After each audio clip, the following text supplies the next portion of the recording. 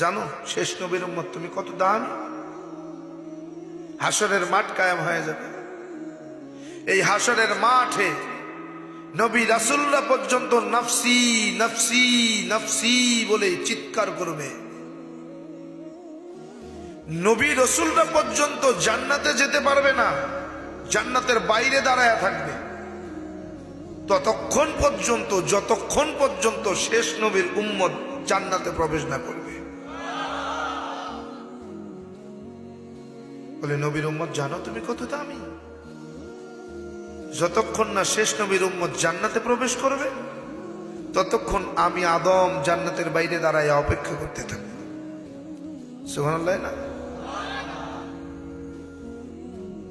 পয়গম্বর মুসা আলাইহিস সালাতু ওয়াস সালাম তাওরাত পড়তেছেন। তাওরাত কি পড়েন? তাওরাত। তাওরাত পড়তে পড়তে এক পৃষ্ঠার মধ্যে দেখে আল্লাহ তাআলা একদল উম্মতের প্রশংসা করছে। সুবহানাল্লাহ না। আল্লাহ তাআলা তাওরাতের মধ্যে বলছেন শেষ জামানায় একদল উম্মত আসবে, এত দামি হবে, এত দামি হবে, আসবে সবার শেষে, হায়াত পাবে সবচেয়ে কম, ইবাদত বন্দেগী করবে কম, গুনাহ করবে বেশি, কিন্তু জান্নাতে যাবে সবার আগে। পয়গম্বর মুসা ডাক দিয়া বলে আল্লাহ ওই উম্মত আমারে দিয়া দেন। সুবহানাল্লাহ না। ওই উম্মত কি আমারে দিয়া দেন। আল্লাহ কয় হইতো না, শ্রেষ্ঠ নবীর জন্য শ্রেষ্ঠ উম্মত। আল্লাহ নবী মুসা বলে আল্লাহ উম্মত যখন দেবেনি না তো আমারে ওই নবীর উম্মত বানায় দেন। সুবহানাল্লাহ কর না। আমারে ওই নবীর উম্মত বানায় দেন। আল্লাহ কয় তাও সুযোগ নাই, নো ভ্যাকেন্সি। শেষ নবীর উম্মতের সিরিয়াল শেষ, উম্মত হওয়ার সুযোগ নাই। পয়গম্বর মুসা কয় আল্লাহ উম্মত দিলেন না, আমারে উম্মত বানাইলেন না, তাহলে এবার কমপক্ষে নবীর পরিচয়টা আমাকে দেন। কি ওই দামি নবীর পরিচয়টা আমাকে দেন। আল্লাহ কয় মুসা যেই নবীরে না বানাইলে তুমি মুসা নবী হইতা না। আরে যেই নবীরে না বানাইলে আমি ফিরিস্তা বানাইতাম না, যেই নবীরে না বানাইলে আমি জিন বানাইতাম না, যেই নবীরে না বানাইলে আমি পৃথিবী বানাইতাম না, যেই নবীরে না বানাইলে আমি মানুষ বানাইতাম না, সেই নবী আমার প্রিয় নবী, আমার প্রিয় হাবিব, আমার প্রিয় দোস্ত, আমার কলিজার টুকরা মুহাম্মদুর রাসূলুল্লাহ সাল্লাল্লাহু আলাইহি ওয়া আলিহি ওয়াসাল্লাম। আপনি জানেন আপনি কত দামি?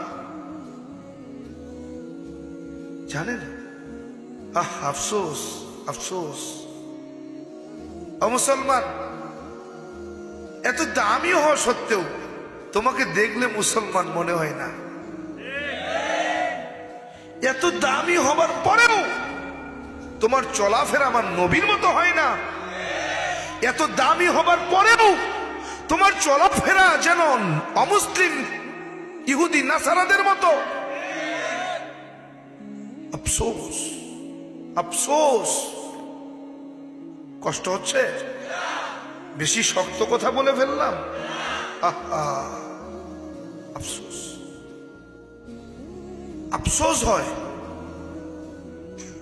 আপনাকে যদি আমার মতো ত্যাগের বিনিময়ে ইসলাম পেতে হতো, আমার মতো যদি মুসলমান হতে হতো, আমার মতো যদি সব হারিয়ে শ্রেষ্ঠ নবীর শ্রেষ্ঠ উম্মত হতে হতো, না জানি কয়জন হতে পারত,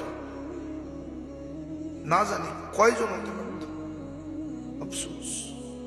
আপনি বুঝবেন না, আপনি তো ফ্রিতে পেয়েছেন, আপনি তো ফ্রিতে পেয়েছেন, এজন্য আপনার কাছে দাম নাই। কিন্তু আমার কাছে জীবনের চাইতে দামি। জীবন চলে যাবে, জীবন চলে যাবে, ফাঁসির দড়িতে ঝুলতে রাজি, কিন্তু ঈমান ছাড়তে রাজি না। কথা বলেন? আপনি তো সামান্য লোক দেখলেই নিজেকে বিক্রি করে ফেলেন। কি বিক্রি করেন না? নির্বাচনের সময়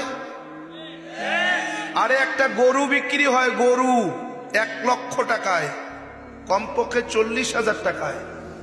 একটা কুত্তা বিক্রি হয় 10,000 টাকায়। আর একজন মানুষ নির্বাচনের রাত্রিতে বিক্রি হয় মাত্র 500 টাকায়। আপনি তো কুকুরের থেকেও নিকৃষ্ট। বেজার হইলেন? কষ্ট হচ্ছে? কথাগুলো বোধহয় গায়ে পড়ে না? মুসলমান, মুসলমান, কবরে কিন্তু যেতে হবে, কবরে কিন্তু যেতে হবে, যেতে হবে। কবর থেকে রক্ষা নাই, কবর থেকে কেউ বাঁচতে পারে নাই, কিয়ামত পর্যন্ত কেউ পারবেও না। মুসলমান, এজন্য বলি, আপনি আপনি দামি ব্যক্তি, দামি জিনিস, আপনি দামি জিনিস, আপনি দামি জিনিস। বলে কেমন দামি? বলে পৃথিবীর সবচাইতে দামি। আপনার দাম আছে, কারণ আমার আল্লাহ পাক রব্বুল আলামিন বলেন, আপনি তো আশরাফুল মাখলুকাত, সৃষ্টির সেরা মাখলুক আপনি, সৃষ্টির সেরা জাতি আপনি।